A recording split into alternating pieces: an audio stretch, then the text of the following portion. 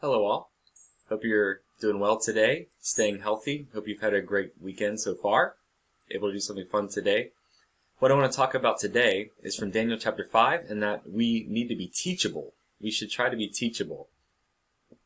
We see that from Daniel chapter 5, and specifically what's happening in this chapter is some time has passed between 4 and 5. So the king Nebuchadnezzar has passed away. His son is now in charge. His name is Belshazzar.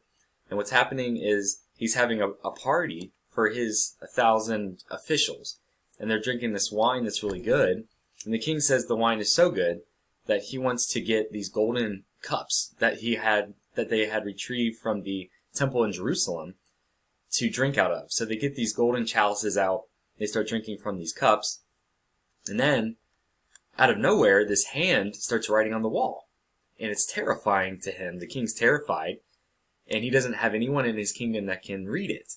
And so the king asks, the queen comes in and actually says, we have someone who can read this. And they bring in Daniel, who's older by now. A lot of time has passed. And Daniel tells him what it means. And he says he interprets it mene, tekel, and parsin, which means they interpret it in the chapter, in Daniel chapter 5. It says that, O King Belshazzar, you've been weighed in the balances, and you've been found wanting.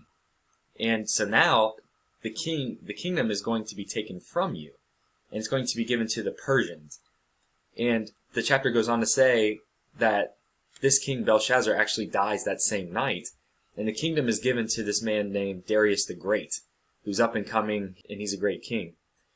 So what we can learn from this in chapter 5 is that we can learn from others, or we should learn from others, like King Belshazzar should have, because his father had experienced things with God before. Because like we went over in last week, he was turned into the mind of an animal, and when he acknowledged that the Lord is sovereign, then he was able to get his mind back. So he knew these things about this God, but he still chose to use those cups anyway. Then also we can learn from the past, like he should have done as well. He should have known that this was there, and he should have known Daniel was in his kingdom and learned from him and not taken of these cups. So what we can learn from Daniel chapter 5, we can learn those same things that the king should have learned from. We should learn from others. We have family that we can learn from. So there's a lot of times in our life where we know that our parents have told us something, and when we're younger, and then later on, year after year passes, and finally we learn that thing. And as we look back, we see our parents told us that a long time ago. If we were able to just take it in and apply it then, we might have missed some of these problems that we experience later. And that happens, so we can still apply that now. Our parents tell us things, we should learn from those things. We can also learn from our friends. If we have good friends, that means a lot. Because they're the ones always around you, you kind of act like your friends. So if we have good Christian friends that have different perspectives from us, that experience things, we can learn from them. We can also learn from other Christians.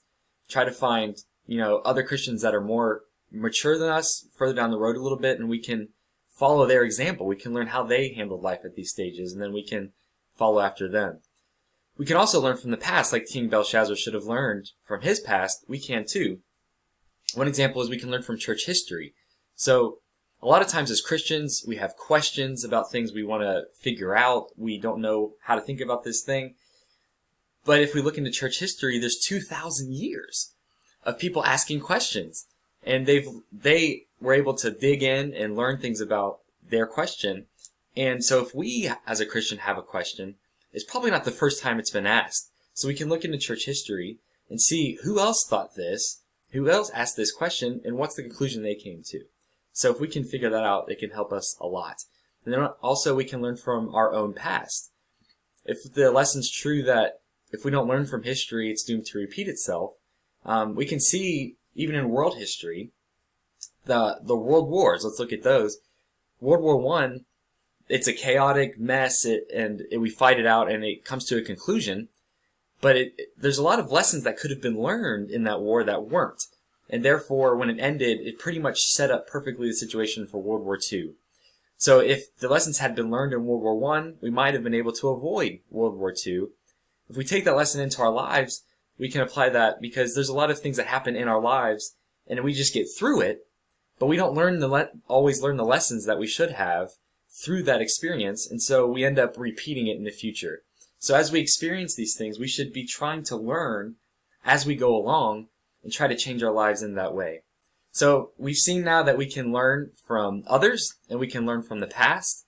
So how we can put that into practice is look into church history. Try to find, if we have questions, try to find others that have asked it before us and see what conclusion they came to.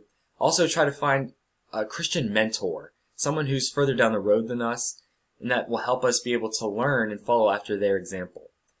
So thank you, everyone. Hope you have a great rest of your day. God bless, and I'll see you next time.